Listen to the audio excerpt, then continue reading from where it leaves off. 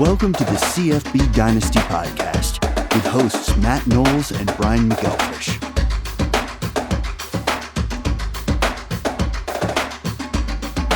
Hey, everybody out there. This is the CFBDynasty.com podcast. We have a great one for you today. My name is Matt Knowles. Over here to this side, hey, I got it right.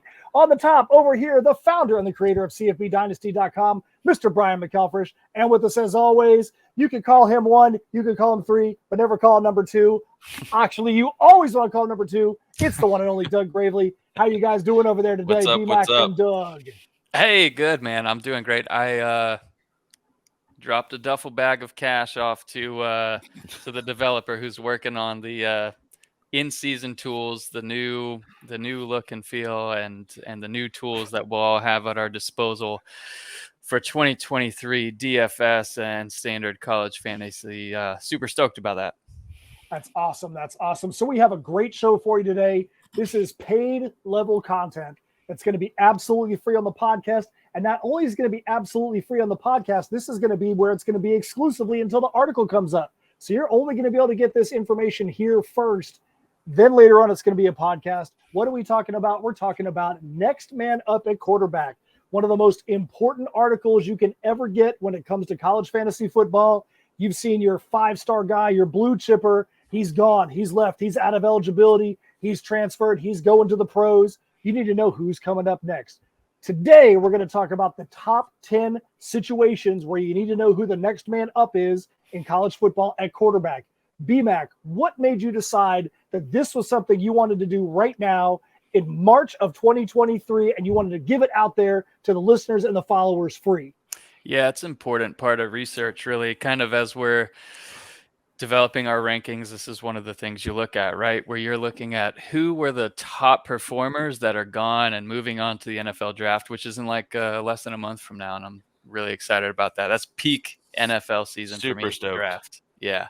So, so you get to see if you're in one of these like college Devy leagues or college dynasty leagues where your players go up to your NFL team, that you get to see where your players are going. So that's really exciting and fun as part of the draft. But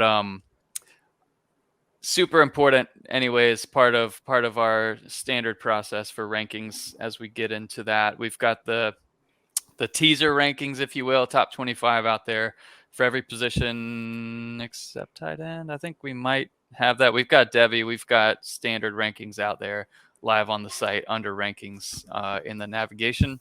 Tight end's almost done. Cool. And then we've got the full 133 quarterbacks ranked. That's only available for subscribers. We're working on running backs, tight ends, and receivers. So before we get into the rankings, we'd be remiss if we didn't talk about the Final Four. We'd be remiss if we didn't talk about the fact that March Madness is happening as we speak. And there are four teams that not a whole lot of people out there expected to be in the Final Four. In fact, there are only 6 brackets across all services where people picked the right Final Four. Now, to me, I'm like, 6 seems like 7 too many. If you're out there and you said it was going to be UConn, San Diego State, Miami, and my hometown boys, Florida Atlantic, in the Final Four, I want you to pick me some lottery numbers. You ain't kidding. That's some craziness right there. B-Mac, Doug, have you guys watched any of March Madness, and what do you think about the insanity of those teams in Final Four?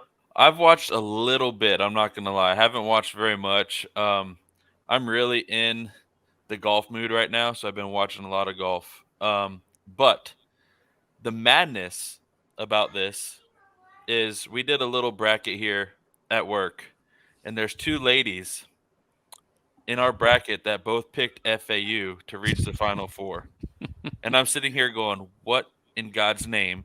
And the other one picked UConn to win it all. So she has a chance to beat everybody here, which is fine. But, man, my projected winner lost at night 1. So after that, I was kind of like, you know what? Whatever, I'm watching golf. What about you, B-Mac? I haven't watched much of the tournament. Really, it's kind of as the portal took over college basketball, man, it shifted hardcore for me, which really sucked because I used to be all in on college basketball. I'd rearrange my schedule, take off work for the first couple of days of the tournament. And such a shift for me where I just don't really watch it anymore. Yeah, I can tell you the college basketball portal. We thought that the football portal was crazy. What's happened in the portal during March Madness? Once a team goes out, people can declare. The people that have declared for the portal is just absolutely unbelievable. People are recruiting the portal as much as they're recruiting people coming out of high school, and it makes it tough. Luckily for us, we're talking only about 133 college fantasy football teams, not 351 college basketball teams. Yep. Yeah, like I said, I'd be remiss if I didn't let you guys know in the CFB Dynasty Home League, we had to pick colleges for our college teams and our pro team names. Since day one, Florida Atlantic University. That's my hometown school. As you know, I'm a North Carolina State Wolfpack fan, but I grew up 1 mile from FAU's campus, graduated in the FAU gym. I'm pretty happy to see them there. They've been a fun team to watch. So That's hopefully, dope. let's go Owls, go all the way. That's dope. That being said, we're talking about a different sport. So, BMAC and Doug, do you want to go 10-1 or do you want to go 1-10 today when we talk about these quarterback situations? So they're not listed in any particular order.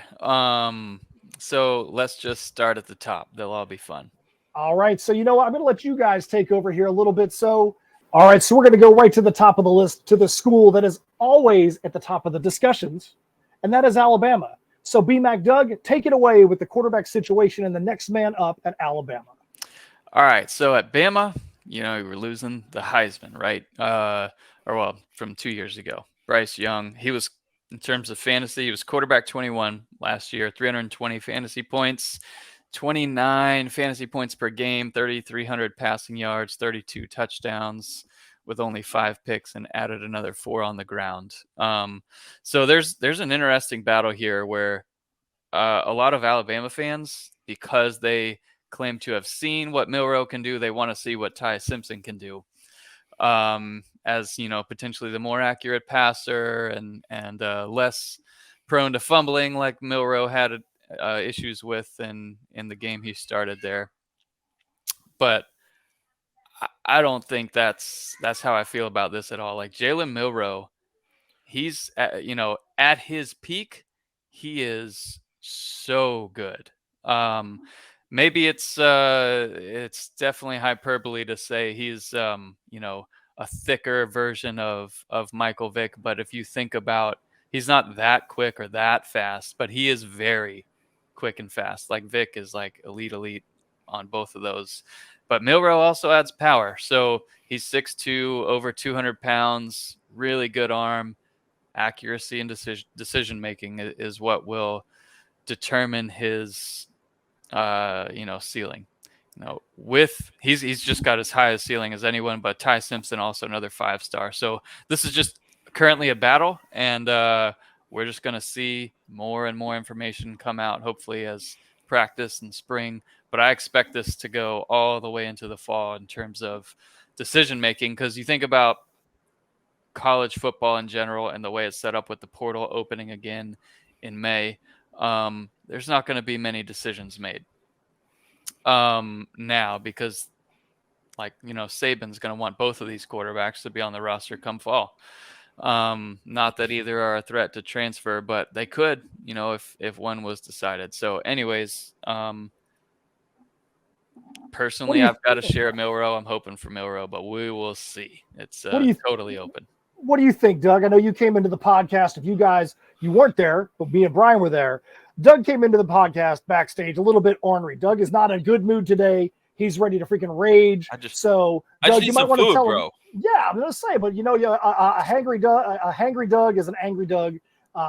So, Doug, what do you think about BMAC had to say? Do you agree with this thought process? Do you think Milroe is going to be the guy? Do you think Simpson's going to be the guy? What would your take be? I like Milroe personally.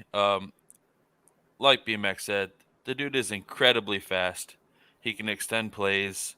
It's hard to pick a guy based off what limited things we have seen from him. But if you look at it deeper, like I know BMAC and I have, he's got tools, man, and I think he's going to be good.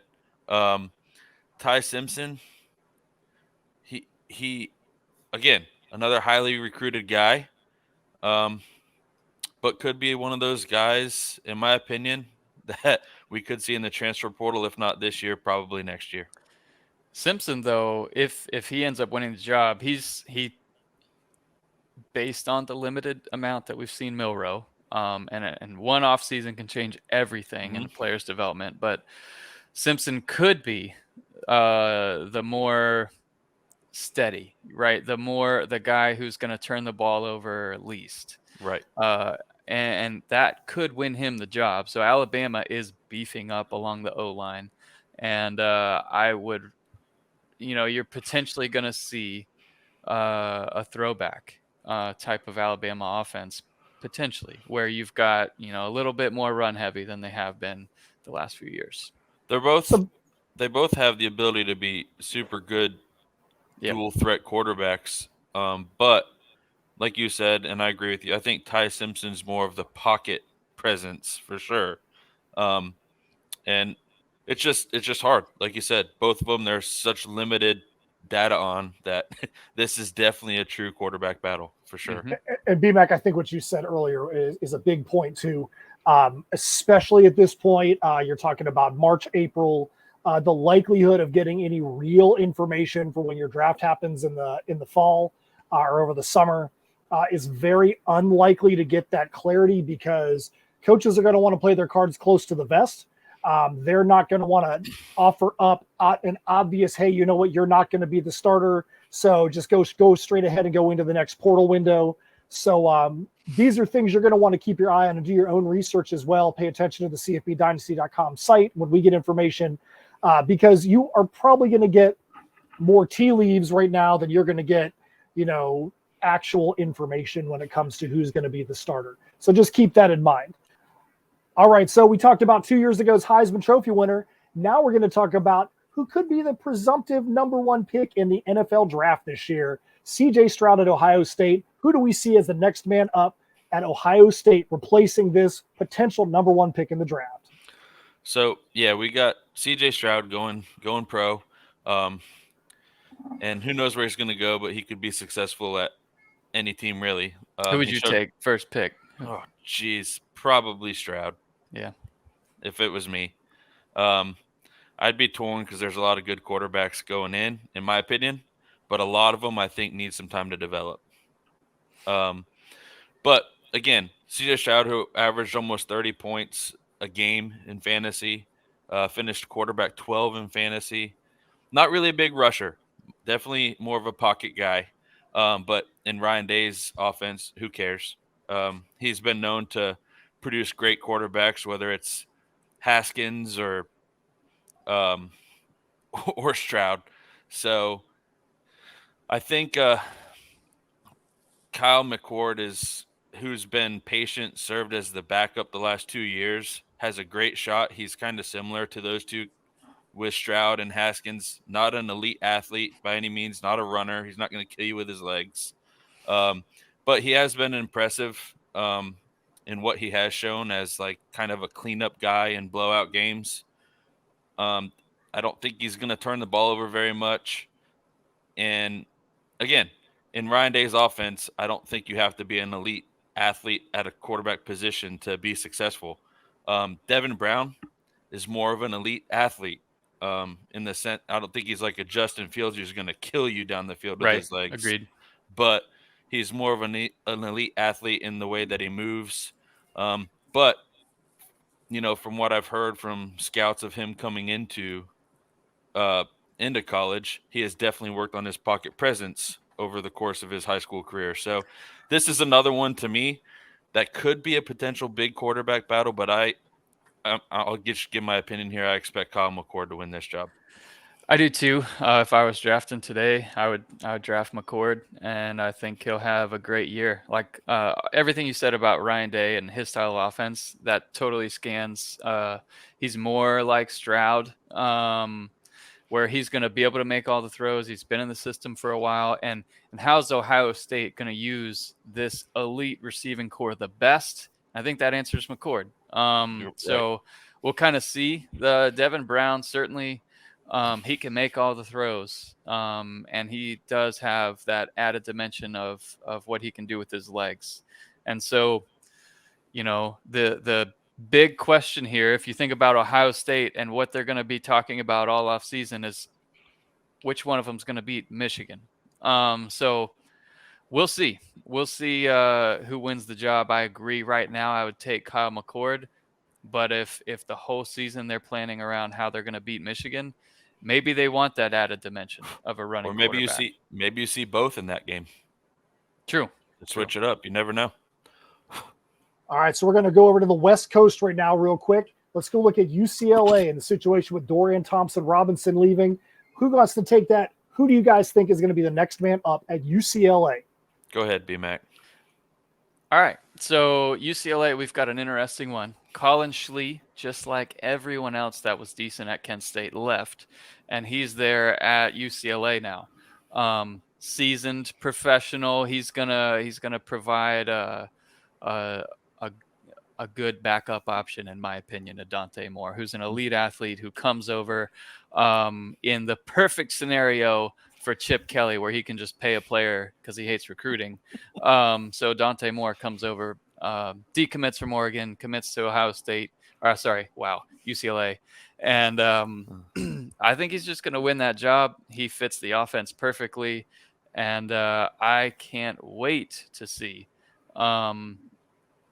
what he's going to do in that offense, along with the Ball State transfer at running back. Yeah, so when you listen to Dante Moore speak in interviews and such, like, he's just confident. He seems mature. It just seems like he's ready to go. And I think in order for Schlee to win that job, he's going to have to demonstrate some capabilities we haven't really seen from him much, especially in a Kent State offense, because they relied on Cooper so much. He's going to have to demonstrate those capabilities super convincingly, and I don't know if he's honestly got enough to beat out Dante Moore. Yep, agreed. All right, so now we're going to go back to the great state of Texas. We're going to have a twofer right now. We got two schools out there that are going to have some big-time quarterback replacement situations. Houston with Clayton Tune, TCU with Max Duggan. Let's cover these both at the same time. What do you guys think about the guys that are going to be next man up at Houston and TCU? So I'll start with Houston. Obviously, replacing Clayton Tune, a fantasy freak in our leagues, and I got beat by him plenty of times. 4,000 passing yards, 40 touchdowns, and almost 550 yards on the ground and 5 touchdowns. I mean, that's a lot. Only turned the ball over 10 times, which is my biggest concern about the guy that I'm going to talk to next is Donovan Smith. Again, when you watch film of him, shows some great things, but I worry about his turnovers. He loves to turn the ball over from what I've seen. Maybe not mentally loves to do it, but he loves to do it on accident. So I don't know. I can see this being an actual quarterback battle with Lucas Coley, if I'm saying that right, who, from what I can tell, is a dual threat guy. He's got great size, definitely an athlete. But again, like some of the others we've talked about, film and data is super limited on this guy. So I could potentially see this being quarterback battle if Donovan Smith continues to throw the ball to the other team. Yeah, it's a big one, like all the stats you gave for Clayton Tune. It's QB6 in fantasy. So this is one of the biggest quarterback battles to pay attention to. Man, if you're drafting right now, I would probably give a little edge to Coley. But Donovan Smith from Texas Tech, like he could be great too. And it really just depends on development. It's a big battle to kind of watch as it plays out. And certainly, like, as these things happen, as we get new information, the teaser rankings on the site won't be updated, but we'll be updating all the live rankings that are there for our members. So Matt, you talked about TCU. So Max Duggan, obviously he finished quarterback 7. If you remember going into the year, he did not win the starting job. He lost the starting job to Chandler Morris, who got hurt, and let Max Duggan play. And then they went on this incredible run all the way to the playoff. to get crushed. And then Yeah, that was Get crushed. man. That just that. Oof. It was I like think TCU. I think TCU is trying to pretend that didn't even happen. Wow, that So- was rough. yeah, So like you days when talked you about- beat up your younger sibling when you're growing Yeah, up. yeah, right. So you guys talked about the tournament, and there's idiots that like to say, "Oh, well, what if college football had a 32 or a 64 team tournament?" It's so stupid. So if you looked at like the Vegas odds going into the NCAA tournament to help set your bracket, it's like toss-ups. It's like a 15 versus a 2 is like a 5-point spread. And if you have a Toledo playing against Georgia, it's going to be a spread of 40. So it's not apples and oranges. Anyways, No.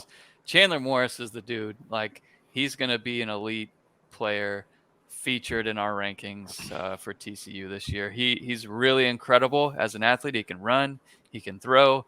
They've got transfers coming in at receiver, and yeah, I like Chandler Morris a lot. I don't think anyone else is going to compete for that job. Yeah, I agree with you, and I added a stat, which some people will see. Hopefully, you all subscribe and all that good stuff. But there was a game in particular on November 6th when Chandler Morris was a freak. Yeah. Against the number 12 Baylor, threw for 461 yards and rushed for 78. Like, I mean, if he comes back to that level, I don't think TCU is going to miss a beat on offense. Nope. Yeah, those kind of stats don't happen by accident, not at all. So let's move on to BYU. BYU has a very interesting situation. Their next man up has pretty much already proven himself in college football. So would you say, BMAC, that this is one of the more the easiest decisions to, when somebody's going to draft, if this guy is out there, to go and pick him, and it's going to be the easiest decision to make? There's not going to be as much question about whether he's going to be able to come in and do something solid, or do you feel like there's still a question about the guy that's going to be stepping in for Jaron Hall at BYU? I'll let you introduce him. Yeah, so Keaton Slovis is coming in for his third team, and he's in a better spot than he was at Pitt. So his first season at USC back in 2019, he had 3,500 yards, 30 touchdowns as a freshman, stepping in for an injured JT Daniels. And it looked like he was just going to be the guy. JT Daniels ends up leaving, but after a few seasons at USC, he transfers to Pitt, 10 touchdowns, 9 picks. How does that interest you for fantasy? Does that excite you going into the new year? It doesn't for me, but BYU is certainly a better spot for him. He'll be able to have better protection. They'll pass the ball more than they did at Pitt. And he's got an opportunity to kind of surprise people. I don't think he doesn't run the ball at all. It's a true pocket passer.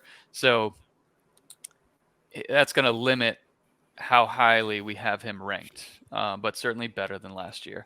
Somewhere in between. I don't think it's going to be any elite kind of season. So I said this a couple podcasts ago. If you want a running back that's going to get a lot of touches, go for BYU, in my opinion. I'm not confident that Slovis, who's, like you said, Brian, playing for his third team now, is going to be much of a fantasy option for me. I could be wrong. I could trip over these words, which is fine. If you draft him and I trip on these words, that's great for you. But he's not somebody that's going to be on, Doug's roster competing for second place again. So, yeah. All right. With that being said, let's move on down to the SEC. We got a couple of schools from the SEC that have got some big time quarterbacks that are going to need to be replaced. Tennessee has to replace Hendon Hooker. Georgia's got to replace Stetson Bennett. BMAC, Doug, pick whichever one you want to start with, and let's hear some insight on the quarterback situations at Tennessee and Georgia. Yeah, so Hendon Hooker obviously hurt at the end of the year. He finished QB 11 in fantasy. A huge year, 32 fantasy points, 2 great years for Tennessee at quarterback. So it's pretty simple, but a lot of fun in this battle. So you've got the returning senior. Can Joe Milton look like he did against Clemson in the bowl game. If he does, he will be an elite fantasy prospect this year. Or does he struggle like the rest of his career with accuracy issues and kind of open the door for Nico Iamaleava? I think Milton's going to be the guy this year. He says it out loud. He's going to be the starting quarterback. And he looked the part against Clemson in the bowl game. So he's also got great weapons to throw to this year too. So I'll roll with Milton this year, and then Nico after that's going to be an awesome asset to have in a dynasty setup where you can have him for a couple of years as a starter before he goes potentially to the league. Yeah, Doug, why don't you take Georgia? Doug, why don't you take Georgia? Why don't you move over to Georgia? Let's talk about the Stetson Bennett situation. So, Georgia is actually super interesting because it's potentially a 3 quarterback battle to take over for Stetson Bennett. You got Carson Beck, Brock Vandegrift, and Gunnar Stockton. Right now, my money would be on Beck to win that job. Looks like all the writers agree that it's going to be Beck. So, I mean, he's got good arm strength. He's got good accuracy. And, I mean, he's been there. And I think, coaches at these big SEC schools, especially Georgia, you can see with Bennett, they'll roll with a guy that has been there and stuck it out. And I think Beck is going to be the guy. And that's just my opinion. I don't have too much to say about these guys because I haven't looked into like Gunnar Stockton and Vandegrift very much because in my mind I just assume that Beck's going to be the next guy up. One thing to note when you're looking at the stats here, you see Stetson Bennett finished quarterback 35. He passed for 27 touchdowns, but he also, even though he only ran for 205 yards, ran for 10 touchdowns. If you think Carson Beck as more of a pro style guy, less legs, that's stock up for Kendall Milton and whoever else has that, running back job there. So really, really looking forward to potentially moving them up to where the running backs at Georgia are more like they were in the DeAndre Swift era and prior to that, obviously. Not saying we've got, elite running backs, but I think the running back performance is going to be better with Beck taking over at quarterback, where they're going to lean on that more. Stockton, though, he could come in like he's a bigger dude. He could come in the red zone potentially and take some of those touchdowns as a running quarterback. But that'll be interesting to see. All right, so we have another SEC school, and I purposely made sure to leave these guys so we could talk about them separately, and that's Florida, replacing Anthony Richardson. And here's why I wanted to bring them up separately. When the portal opened up in a lot of chat groups, a lot of the leagues that I'm in, especially CFB Dynasty, I've got a lot of Florida fans in there because of where we're situated. And all these big names were in the portal. Oh, we could have Devin Leary coming in. We could have Grayson McCall coming in. Oh, this guy, that guy. It felt like every name that was out there in the portal had some kind of rumor about he might go to Florida. That's true. And then it was, okay, Florida's going to get Graham Mertz. And I remember as a not Florida fan, watching all the chats kind of go silent. All the guys were like, oh, that's the guy we're going to get.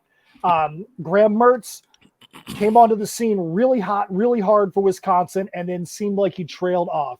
BMAC, as a Florida fan, what do you think about that being the name coming out of the portal and being like the top guy, the headliner guy that Florida gets? Are you happy with that? Or do you feel like Florida, swung and missed by getting Mertz as that guy in the portal? Happy would definitely be an overstatement.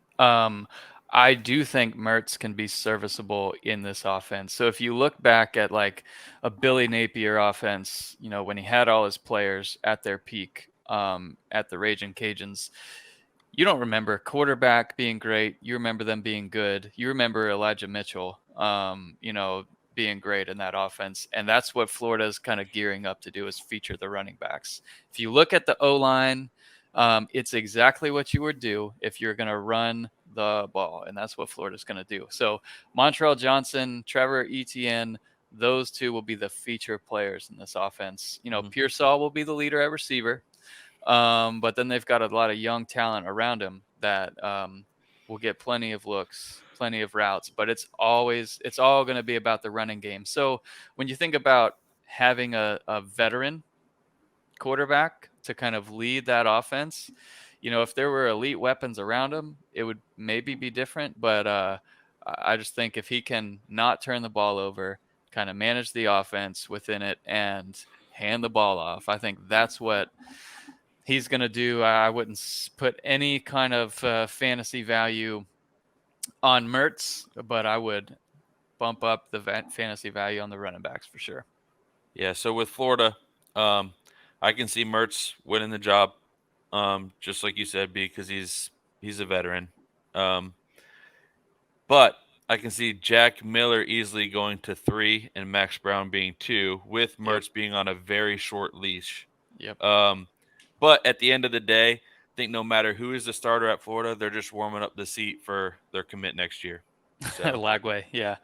I think that's true. And then Florida obviously could add to this room, and Napier has been quoted at saying that they will look, and if the opportunity presents itself, let's say a Jalen Milroe, somebody like that, you never know. One of these guys from Ole Miss in the portal, right? So Max Brown, who you mentioned, he joined the baseball team. He's got a big arm, great size, so he's got a high upside, but he just needs to kind of work his way up the depth chart, and we'll see what happens there. But yeah, Jack Miller, I don't think anybody could get excited about him after watching the ball. 3 points, baby, 3 points. Yeah. All right. So the last school we're going to cover today on a large basis is Penn State. So let's talk about Penn State replacing Sean Clifford. So I know BMAC loves this guy, so I'm going to let him take this one away. Sure. All right. So yeah, Drew Aller, he's going to take over, and he's going to be great. He'll be the best quarterback they've had talent-wise. Clifford finished QB 44. So like, in the last year, the last of his 12 seasons at Penn State, he had 2,800 yards passing, 24 touchdowns, ran for 176 yards and 5 touchdowns. I think Drew Aller, he's a 6'5", whatever, 230, 240. He's going to run the ball. He's got the biggest arm of potentially anyone in the sport. It's going to be really incredible to watch the Penn State offense this year with those 2 feature running backs, one of the better O-lines that they've had, and some interesting additions. Another Kent State player, I believe, at receiver there, coming in. So it's going to be interesting to see the weapons and the new tight end and all that stuff and how it gels with Drew Aller. And it's a team that's great. Like they've done everything they need to do except beat Penn State and Michigan, or Ohio State and Michigan, and that's what they're going to gear up to do. Yeah, Aller has a huge arm, great arm talent, and doing a lot of the research for this, I saw it's really a battle between him and Milton from Tennessee, who has the strongest arm in college football. So we may be able to watch both of them at work, and we can decide by the end of the year whose arm is better. That should be fun too. Mm-hmm. All right, so that's the top 10 schools that we've said have got interesting quarterback battles, next man up situations happening, but that doesn't mean that's the only schools that are out there. That's why you need to pay attention to cfbdynasty.com. You want to be on the Discord, you want to be on the website, because there are going to be a lot of other excellent battles to keep your eye on, so that you can decide who you want for your college quarterback, who you might want for your college to pro. Before we head out of here for today, are there any other schools that you guys want to mention really quick that are not on this top 10 list that you want people to keep their eye on, because there could be some very interesting situations happening there? BMAC, what about you? Yeah, it's not a next man up scenario, but Texas will be fun. Ole Miss will be fun. We've talked about both of those at length. At Ole Miss, I think it's just going to be Spencer Sanders, the veteran. He's started his whole career, and I think he'll end up winning that job. How about you, Doug? Any others that you wanted to bring up? I mentioned Ole Miss earlier. They're going to be fun. Brian and I talked about it a little bit with maybe Notre Dame, Wake Forest could be interesting. Yeah, There's for some Wake teams, Forest for sure. Wake Forest, absolutely. That's going to be a big one. Yeah, there's some teams out there that, like we said, we didn't talk about, but they will definitely be mentioned. So subscribing and reading the things that we put out is super important because we only got to 10. Our time's limited, but there's definitely more teams out there for sure. Yep. I know obviously there's two schools that are near and dear to my heart. Obviously Kentucky with Devin Leary going out there. Can he replace Will Levis and be at the level that everybody expected him to be at before his injury this past year? And then the school that he left, my boys over at NC State. You got Brennan Armstrong coming down. You have his offensive coordinator, Robert Anae, coming down. You think he's going to be the heir apparent. But you've also got MJ Morris, who is one of the fastest dudes out there in college football. He's got a cannon for an arm.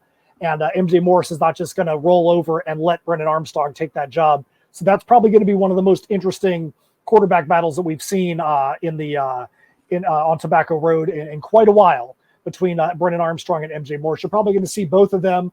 And even Ben Finley's probably still going to be trying to make a little name for himself as well as the fourth quarterback that started for NC State last year. All right, let me give you a curveball question here, Matt. Okay, curveball question. What you got? If you had the first pick in the draft and you had both classes available, 2023 and 2024, so you got Caleb Williams, Drake May, along with Bryce Young, CJ Stroud. Now, which quarterback are you taking? Oof. Man, that's tough. That's tough. I find it hard to not take CJ Stroud. I think that that there's a lot of where there's smoke, there's fire. Teams aren't going to be giving up an incredible amount of picks to move up to the number one spot if they don't think CJ Stroud is the guy. But I truly feel like all four of the guys you just mentioned all have the possibility of being blue chippers in the NFL. I don't think that it's going to be like some of the quarterback classes where you have 5 guys drafted in the top half and they're going to be, they're going to just completely flame out. What do you think, Doug? At the quarterback position, if I had the number one pick and both available, I'm probably either sticking with CJ Stroud or, and this might be a curveball for people, but I like Drake May, dude. I like him a lot.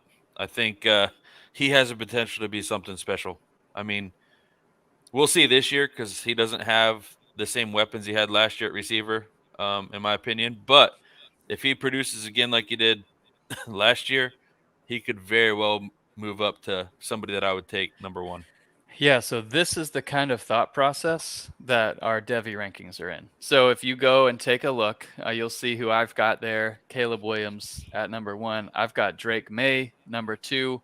Now, Bryce Young and CJ Stroud are out of these rankings now since they're eligible and entering the draft. So you won't find any of the current going into this draft in our Devy rankings, but they're all there for quarterback, running back, receiver, and tight end. Drew Aller is who I have third right behind him. All right, guys. Yeah. So that is the end of the podcast for today. Coming up, we're going to be going to next man up at running back and next man up at wide receiver. If these numbers and if these rankings follow in the footsteps of the all-time rankings that we just did, I think you're going to see some names at running back that are going to pop off and become big-time stars. Wide receiver, I think, is going to be a crapshoot because, as you can see, if you didn't go listen to or watch the podcast on wide receivers, some of the greatest college seasons of all time came out of guys that did absolutely nothing outside the college level. Yep. So you're going to probably see some names and see some schools that are going to be college only. If BMAC was doing Devy rankings based on that, I think you'd probably see an entirely different list. Wide receiver is probably going to be the one where you'd see the biggest differential between college production and pro potential. Do you agree with that thought, BMAC? Totally. Yeah, absolutely. So they're certainly not one and the same. Devy rankings are so different, so much based on, the right size and the right speed, height, whatever for their position and, propensity to kind of have that success in the NFL. That's what it's mostly about.